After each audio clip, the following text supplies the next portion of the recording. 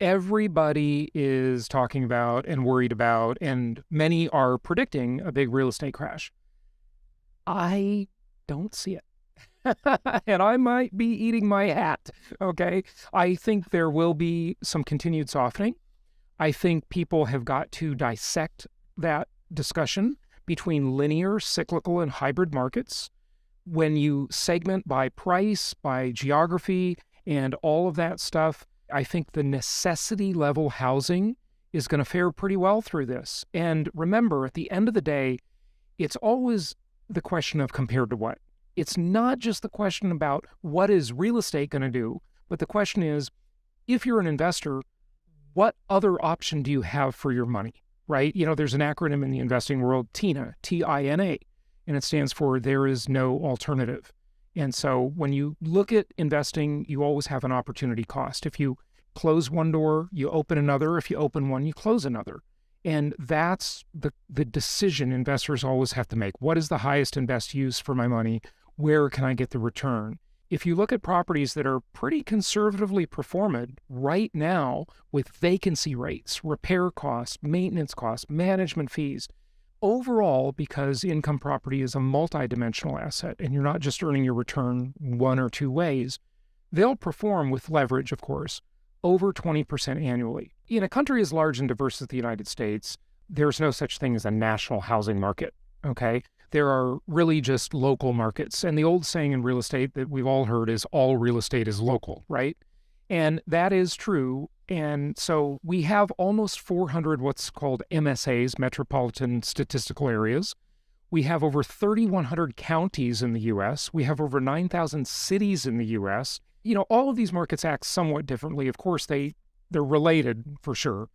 And I divide them into three basic types. The linear markets, these are these boring markets that are inexpensive. They're characterized by always low land value and high improvement value. People have to remember when they buy a property, they're really buying two things. They're buying the land and they're buying the improvement sitting on the land, the house or the apartment complex, right? Or whatever office building, doesn't matter.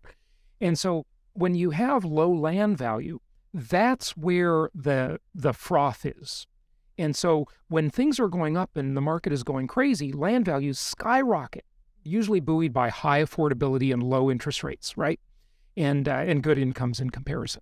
But when they're going down, land values do soften. They do soften a lot. The improvement value doesn't soften that much. Of course, in a down market and during the Great Recession or the global financial crisis, whatever you want to call it, we did see a lot of deals that were below the cost of construction.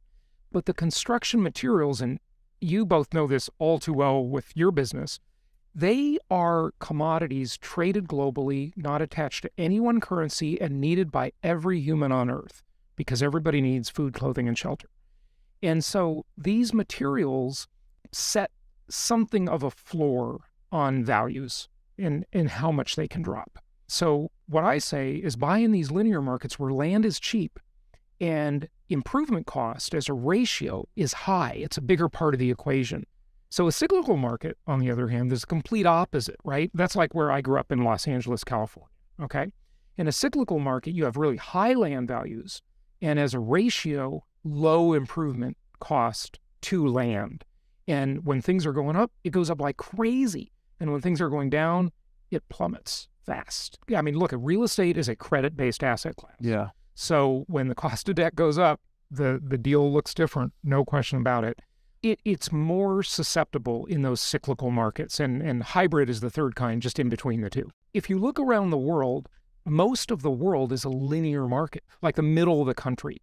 And the coast are the cyclical markets. Those are the markets that get all the attention in the news media, are the cyclical markets because they're newsworthy. There's something going on. They're going up, they're going down.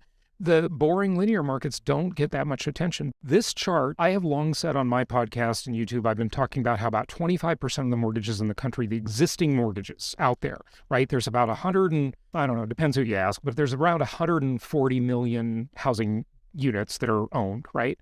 And about 25% of those have mortgages below 3%. I mean, think about that. Why would you ever want to give that up? Right. People will beg, borrow, and steal to protect that mortgage asset. And here's the funny thing. You can have something that is worth more to you than it is to someone else. This is a really important concept that is hard for people to get their head around sometimes. And so that house with that cheap mortgage may be more valuable to the person already owning it than it is to the market that sets a new price on it. That's the poison pill the Fed, the dysfunctional central planners that run our economy, have put into the market. And guess what? That poison pill has a 28-year timeline left on it. And that will constrict housing inventory for decades to come, because I don't know that we'll ever see these kind of low rates, but people have 28 years left on those mortgages at 3%.